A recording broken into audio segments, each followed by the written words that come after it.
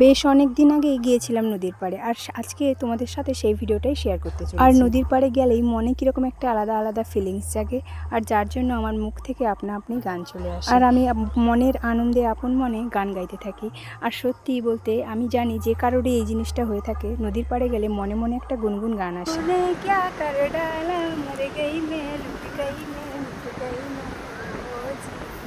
আরে জানি আমিও তো পাকাপোক্ত গায়িকা নই, কিন্তু গান গাইতে তো আমাদের সকলেরই ভালো লাগে। গান গাইতে বলো, শুনতে বলো, আমরা সবাই ভালোবাসি।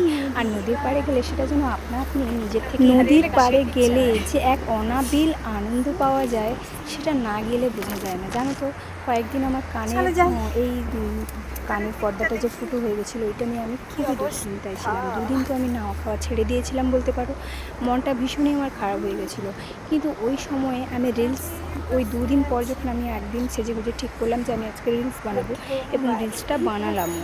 এবং রিলস বানানোর পর আমার মনটা যেন আলাদাভাবেই একটা শান্তি পেল, এবং এই শান্তিটা আমি আর অন্য কোনো কিছুতে খুঁজে পাই না, যেটা রিলস বানানোর পর আমি যে আনন্দ, তারপর যে মাইন্ডটা এতটাই ফ্রেশ হয়ে গেল, মানে সেটা তোমাদের বলে বোঝাতে পারবো না। যে আমার ওই বিষয়ে কোনো চিন্তা ভাবনাই থাকলো না, মানে ওই জিনিসটা নিয়ে আমি আর চিন্তাই করলাম না, মানে একদম স্বাভাবিক হয়ে গেলাম। আর সেটা তো তোমরা আমার রিলস বলো, ভিডিও বলো, সব কিছু শেয়ার করলেই বুঝতে পারো। তো যারা ভাবো যে রিলস করি কেন, রিলস শুধুমাত্র ইনকামের মাধ্যম না, এটা আমার কাছে অন্তত না। কারণ আমি রিলস করলে আমি দেখেছি আমি চিন্তা মুক্ত থাকি এবং টেনশন মুক্ত থাকতে এবং নিজেকে আনন্দে রাখতে, এটা আমার কাছে অত্যন্ত গুরুত্বপূর্ণ একটা জিনিস।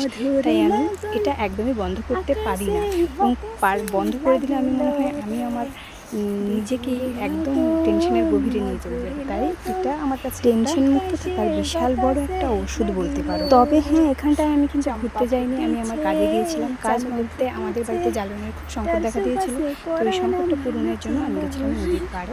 যেহেতু ওখানটায় অনেক গাছ থাকে এবং ওগুলো সব সরকারি, যেহেতু যদিও আমরা আবার গাছে হাত দিইনি, কিন্তু ওখানকার পাতাগুলো আমরা ঝাঁটিয়ে নিয়ে এসেছিলাম ঝাউ জঙ্গলে।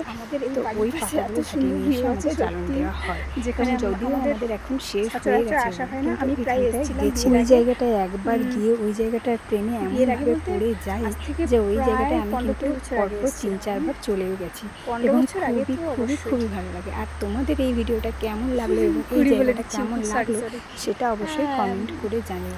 আর যদি ভালো লেগে থাকে অবশ্যই লাইক কমেন্ট করে পাশে থেকো। পরবর্তী ভিডিও দেখতে হলে পেজটাকে ফলো করে দিতে ভুলে যেও না। কিন্তু আজকের মতো ভিডিওটা ইউটিউবেই।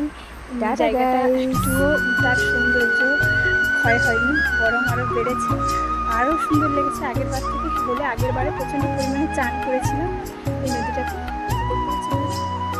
কিন্তু এবার হয়েছে কি, এবার আর চান করতে পারলাম না, কারণ সাইকেল জার্নি করে বাড়ি যেতে। এই যে দূরে সমুদ্র, টাটা সমুদ্র, আবার পরে দেখা হবে। Tata guys.